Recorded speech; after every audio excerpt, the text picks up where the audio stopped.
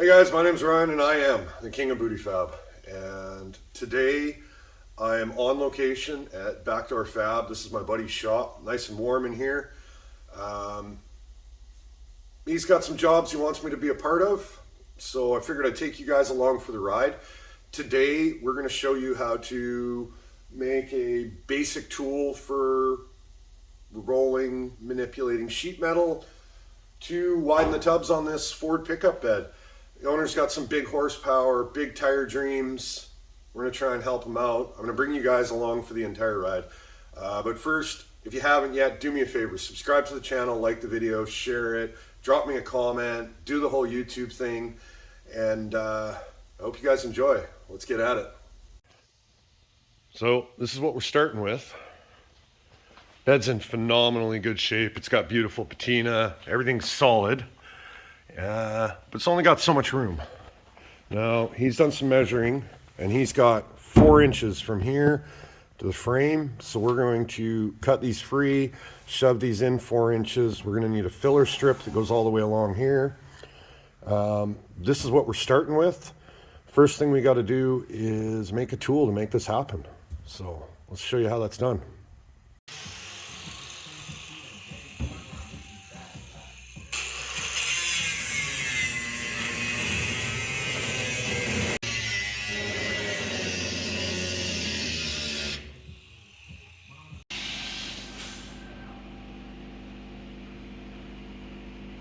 Well, got all kinds of tube out here. Looking for something about 2 feet long. I think that's going to be the magic number.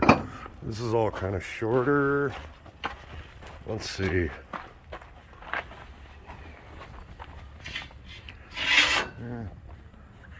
Some skid 40. Bigger stuff. I think we're set.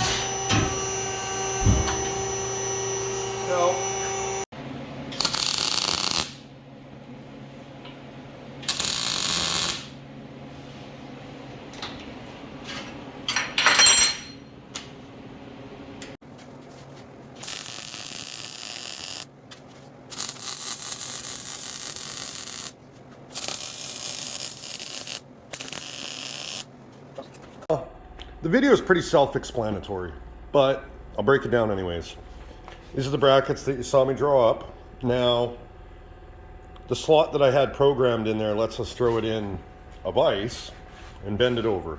Make it really easy. You could score it with a grinder, cut a slot, bend it by hand, doesn't matter. Mostly because I completely forgot that he stepped his game up and has this big CNC press brake. So I could have done that without slots. This is all tube out of the scrap bin. It's nothing special. Go to your local supplier if you don't have anything.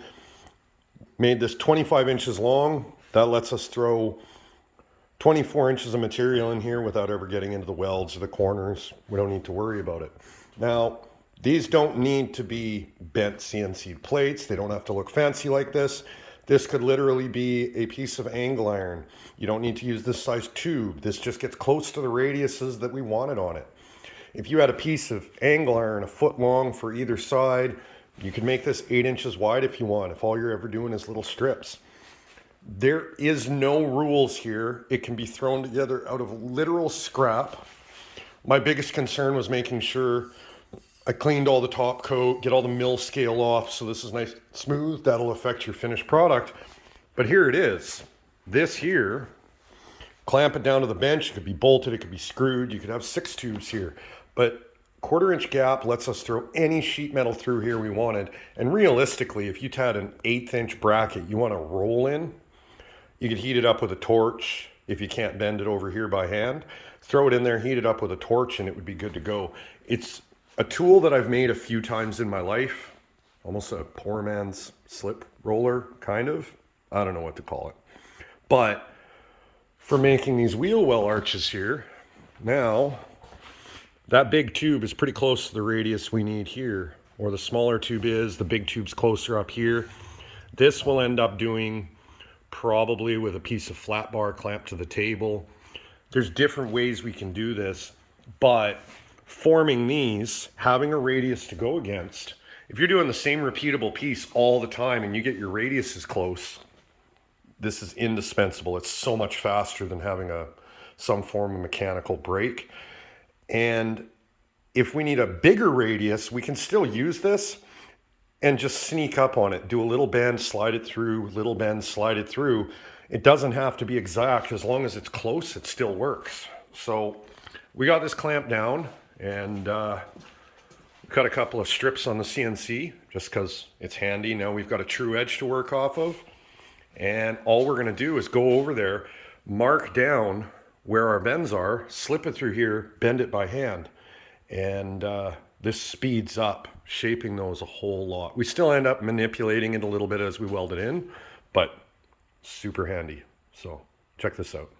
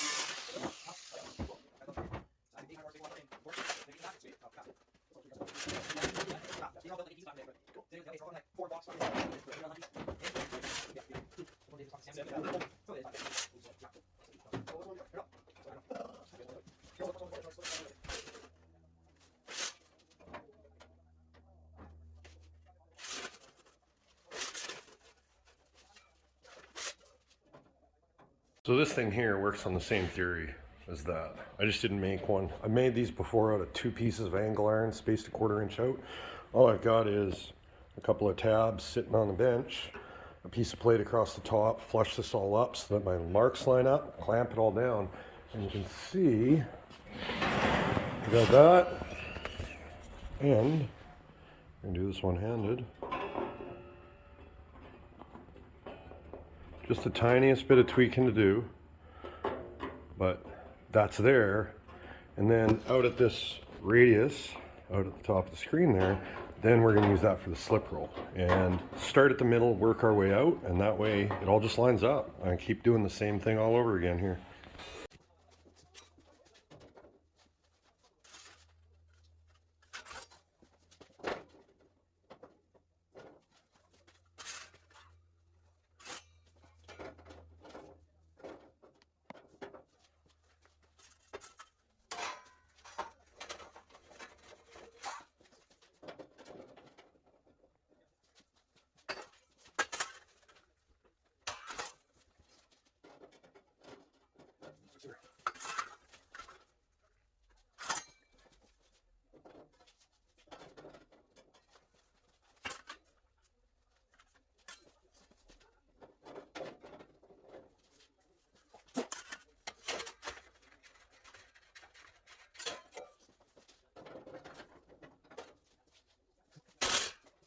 Okay, there we go. So we got the top panel and these super awesome clamps that everybody should have that work amazing that I still haven't used, but they work great for this. And it all lines up except for a couple of spots where it's just hammer and dolly as we go along and tack it. Start in the middle and we're going to weld her out, and then the other side, and then into the box.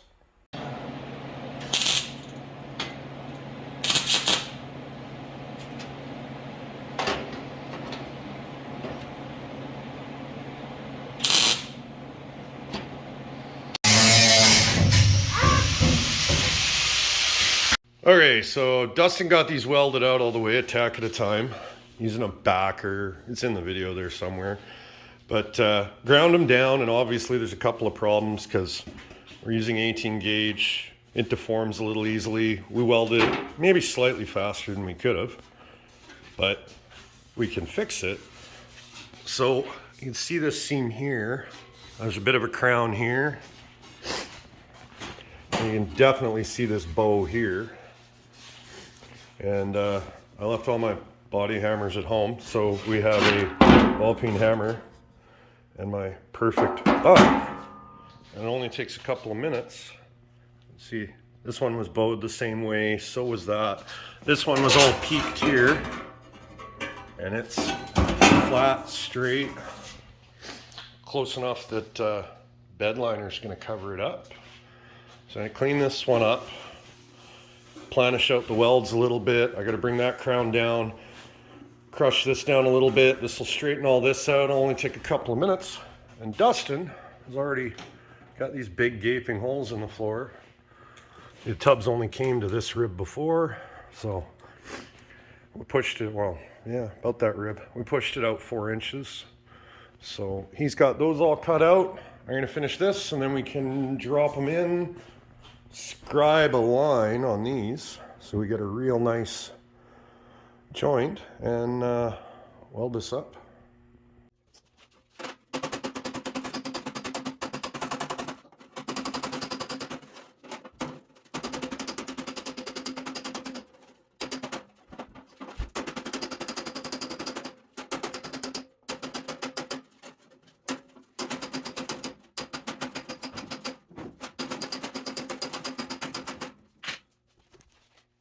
So we got this dropped in here, and the plan right now, this is all cleaned up because we're gonna overlay it.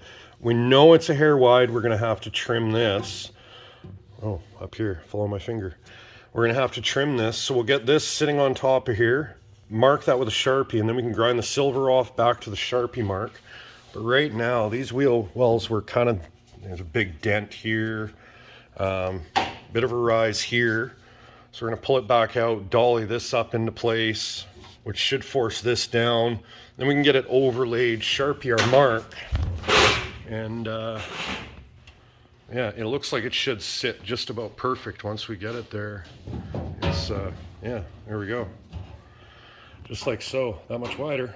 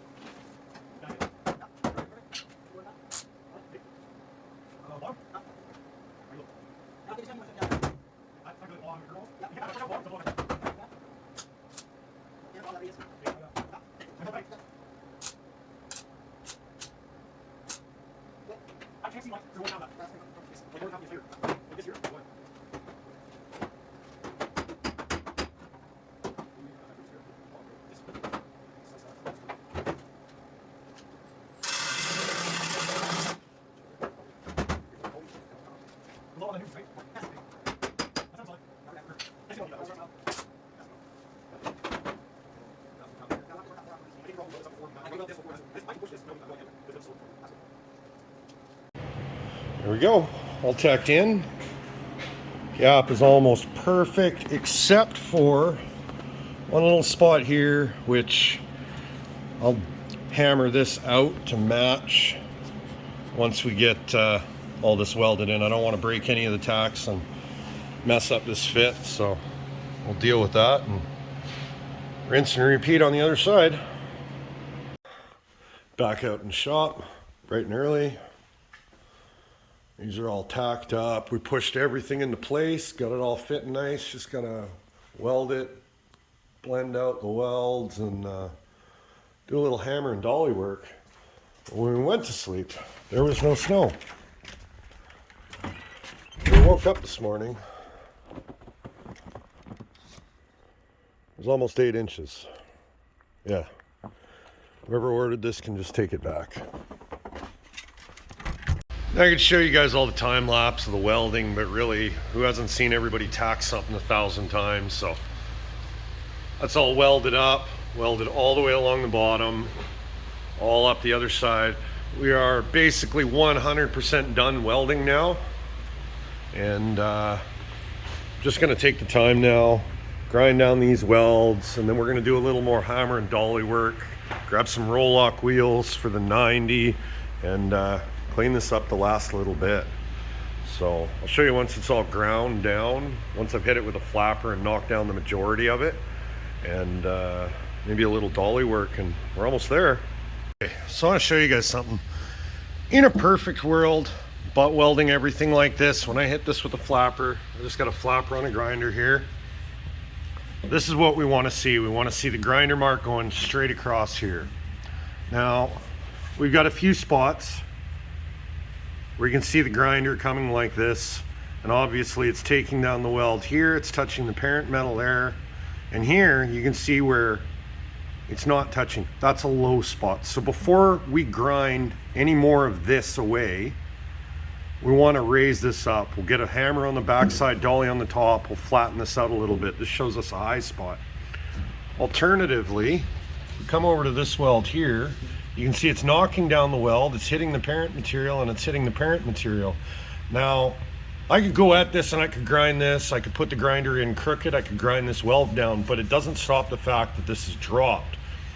So, as soon as it's touching like this, we stop, get the weld knocked down the best we can without touching this, hammer on the backside and a dolly up top, and bring this back up.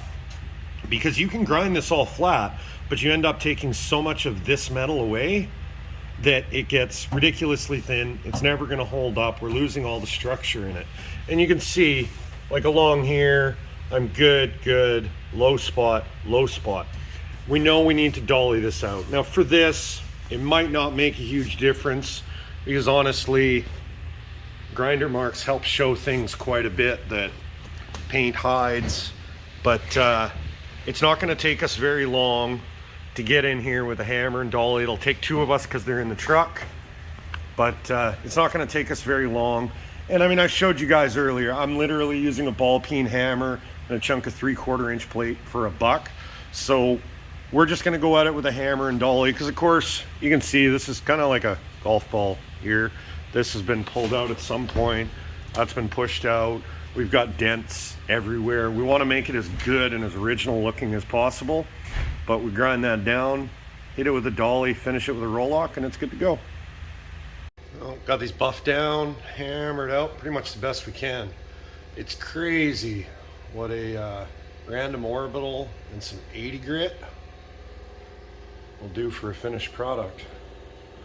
It's there's more Bondo that would be needed in the dents than there is on the weld. We've got it almost seamless, so let me finish out this side, and I guess we're gonna call it quits pretty quick. Just like that, she's pretty much there. Now, I can't bend over and get the bottoms. I just, I can stand up, I can sit down, I can't move the best, so that's gonna be up to Dustin. The worst spots are visual. It's so close, it's crazy. But both of them are there. Those body lines are almost mint. Everywhere your eye goes, you know, coat a bed liner on this, it's going to look factory, and that was the intended goal. You know, 4 inches wider, bigger meats, and no real visual tells. So I think we succeeded. Okay guys, here's the thing. I could show you, knock stuff over. I could show you us blending out the last little bit, cleaning it up. I could do all kinds of time lapses, but the reality is all of this is detail work. You've all seen it a ton of times. Maybe one of these days I'll go a little more detailed. We want to pretty it up the best we can. We've got a couple of tiny pinholes to fill, a little more DA work to do, maybe a touch with the hammer and dolly, and I think a couple of stitch welds on the understructure. So for today, this video, this is where I'm going to call it quits. Thank you guys for tuning in. If you haven't yet, do me a favor, subscribe to the channel, like the video, drop a comment, do the whole YouTube thing. And for now, I'll see you on the next one.